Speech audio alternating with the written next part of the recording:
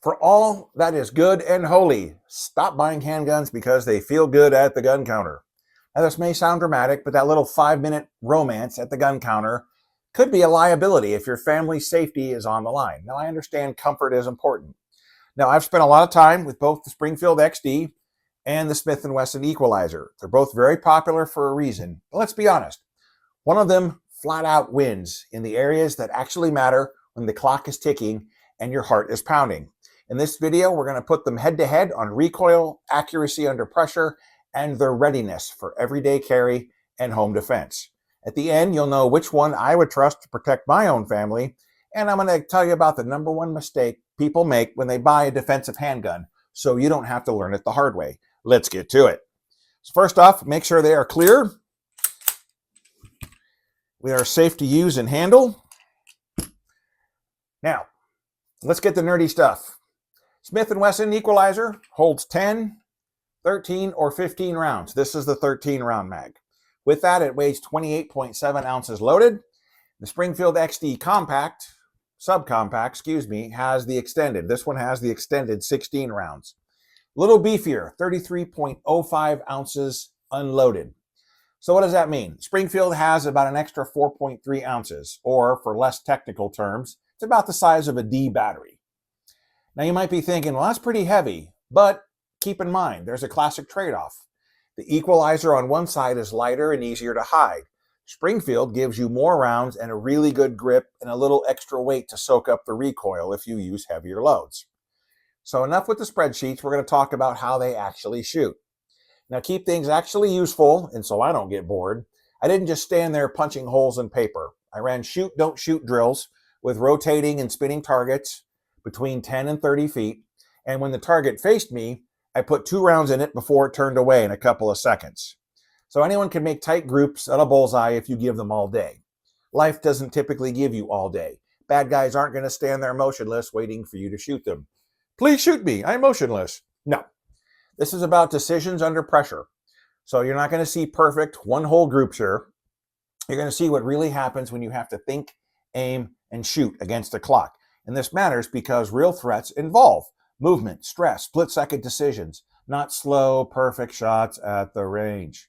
Now that that's over, let's get into the actual grips and good stuff. Equalizer's grip is pretty slim.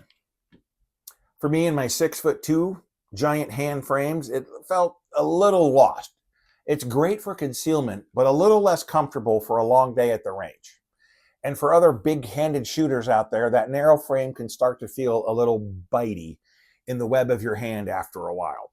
Now, the Springfield feels like it was actually made for me. Hand can get a full, great grip, no problem. And that is the million-dollar question, isn't it?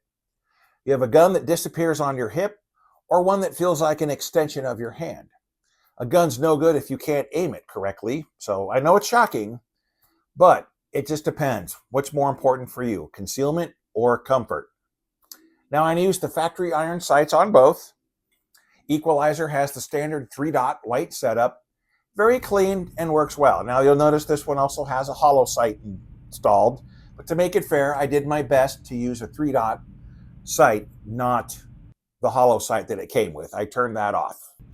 The Springfield also runs 3-dot sights, but with a bright orange post on the front.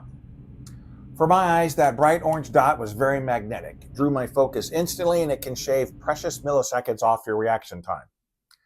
Now, one thing I do want to talk about, it might be the elephant in the room. The Equalizer is a huge win. It has a nice rack. Yes, that was intentional. So it has I can do it with 3 fingers. A little awkward with the camera. There we go. My 80-year-old father, retired firefighter, uses this as his go-to. This is actually his. I borrowed this. If you've got arthritis, an old injury, or just don't have vice grips for hands, the slide is a game changer.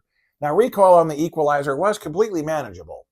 But that bitey feeling I mentioned earlier, you do feel a bit more of that in your hand because of the slimmer grip. Now, Springfield being heavier felt just like a Cadillac, especially with the extended magazine, making it incredibly easy to get back on target for those follow-up shots. Love the grip on this. Now, a little bit of drama. During the drills, I did have a malfunction with the Springfield. Click! No bang bang. Now, I am 99% sure it was a dud round from the old range ammo I was using. It was 115 grain, full metal jacket, 9 milli. But once I cleared it, tap rack shoot, rest of the day I had no issues. And I've had no issues using this before. This is a little side note. This is exactly why I believe you should train for failures. Don't wait for real life to pull the trigger and hear that click and you crap your pants. Practice clearing malfunctions until it becomes pure muscle memory. So anyway, where does all this land? The moment of truth. If your absolute number one non-negotiable priority is concealment, or if you have hand injuries and need that easier to rack slide, the Equalizer is a fantastic choice. It's reliable, capable, and easy to operate. But especially for me in a home defense or an everyday carry situation where concealment isn't the main issue, I'll take the Springfield XD Subcompact. It's awesome grip, extra capacity, and the softer recoil just make it a better gun to shoot. And that's what matters. Now, another side note, the Springfield does have the extended magazine. This is 16. You can go with the standard 13-round magazine. The magazine will be flush with the camera, giving you a little bit more concealability. So I've made my choice. Now it's your turn. Jump in here with me. Now, if you had to pick one for everyday carry or home defense, which one would it be? Smith, Springfield. Drop your answer in the comments. I do my best to read all of them. And you've seen the showdown, but choosing the right gun is only half the battle. You know that drawer. You know the one I'm talking about. It's got the holster that doesn't fit, the mag pouch you never use, and the flashlight with dead batteries. That one. Next Thursday, I'm going to show you how to fix that EDC junk drawer. Your gear will actually work as a system when you need it to. So hit that subscribe button so you don't miss it. See you next Thursday. Bye.